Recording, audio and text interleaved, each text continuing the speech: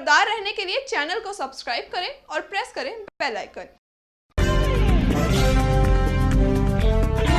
नमस्कार, आप देख रहे हैं इंडिया टाइम 24 न्यूज। आपके साथ मैं हूं प्रवीण। आजकल ठंड ज्यादा है, हर कोई या तो मोटी मोटी जैकेट पहनकर घूम रहा है या फिर रजाई में दुबका हुआ है। कुछ को ये मौसम पसंद है, कुछ दुआ करते हैं कि बस ये जल्दी गुजर जाए। वैसे ये हर मौसम की अच्छी बात होती है कि वो गुजर जाता है। आज इस कड़कती हुई ठंड में हम आपको बताएंगे कि पृथ्वी कैसे लगातार मिनी आइस एज की ओर बढ़ रही है, ये मिनी आइस होता क्या है और ये कैसे मानव जीवन को प्रभावित कर सकता है। इसका आज हम एक पूरा विश्लेषण करेंगे। वैज्ञानिकों के मुताबिक 1300 से 1870 के बीच मिनी या लिटिल आइस एज का पीरियड माना जाता है। इस टाइम पीरियड में यूरोप और उत्तरी अमेरिका में 20वीं सदी के मुकाबले बेहद ठंडा मौसम रहा। सबसे ज्यादा प्रभाव 1646 से 1715 के बीच रहा। इसकी वजह से इतनी ठंडक पड़ी कि लंदन की टेम्स नदी तक जम गई थी। दरअसल वैज्ञानिकों ने हमारी धरती के हिमयुग की ओर बढ़ने की आशंका जताई है। एक नई स्टडी में दावा किया गया है कि 2020 से 2030 के बीच सोलर साइकिल्स में होने वाली गड़बड़ी की वजह से मिनी आइस एज यानी हिमयुग की स्थिति पैदा हो सकती है। सोलर साइकिल क्या है, जरा ये समझिए। दरअसल सूरज की सतह से तयशुदा वक्त में एक निश्चित मात्रा में मैग्नेटिक फ्लक्स निकलती है। इसका एक साइकिल करीब 11 साल का होता है, जिसे सोलर साइकिल कहते हैं। सोलर एक्टिविटी से जुड़ी भविष्यवाणी करने वाले एक लेटेस्ट मॉडल ने इन नतीजों को प्रोफेसर जारकोवा ने पेश किया है। वैज्ञानिकों के आकलन के मुताबिक 2030 तक सोलर एक्टिविटी में 60% तक की गिरावट हो सकती है। यह सूरज के स्लीप मोड में जाने जैसी स्थिति है।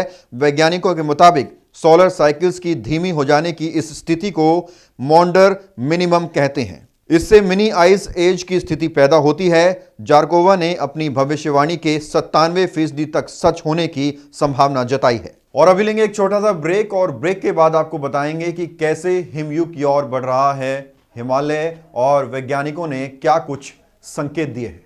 भगत चंद्रा हॉस्पिटल विश्व की सभी आधुनिक और बुनियादी सुविधाओं से परिपूर्ण एक world class multi specialty hospital Mahavir enclave Palam डावडी रोड पर स्थित साउथ वेस्ट दिल्ली का एकमात्र मल्टी स्पेशलिटी हॉस्पिटल, जहां 24 घंटे आपकी सेवा में उपलब्ध हैं वेल क्वालिफाइड डॉक्टर्स और हेल्पिंग स्टाफ। डॉक्टर CM भगत द्वारा स्थापित भगत चंद्रा हॉस्पिटल आपकी सेहत का ख्याल रखना ही इसकी प्राथमिकता है, वो भी अफोर्डेबल रेट्स में।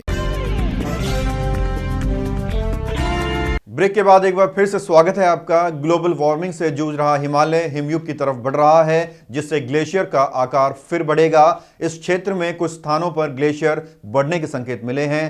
तापमान के उतार चढ़ाव से गलकर बह गया गंगोत्री ग्लेशियर का गोमुख एक बार फिर वजूद में आएगा। एक और चौंकाने वाली बात उजागर हुई कि हिमालयी क्षेत्र में औद्योगिक मानव गतिविधियां कार्बन डाइऑक्साइड बढ़ाने के लिए पूरी तरह जिम्मेदार नहीं है।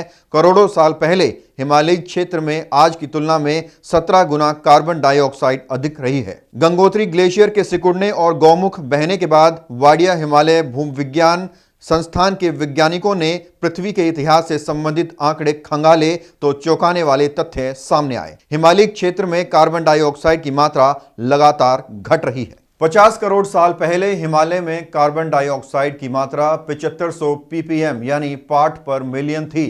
40 करोड़ साल पहले 3000 ppm हुई और अब घटकर 420 ppm पर आ गई है। वैज्ञानिकों का मानना है कि औद्योगिक और मानव गतिविधियां हिमालय में कार्बन डाइऑक्साइड फैलाने के लिए पूरी तरह जिम्मेदार नहीं है। इस खबर में फिलहाल इतना ही। देश और दुनिया की तमाम खबरों के लिए आप बने रहिए हमारे साथ और देखते रहिए इंडिया टाइम 24 न्यूज। नमस्कार। खबरों से खबरदार रहने के लिए चैनल को सब्सक्राइब करें और प्रेस करें बेल आइकन।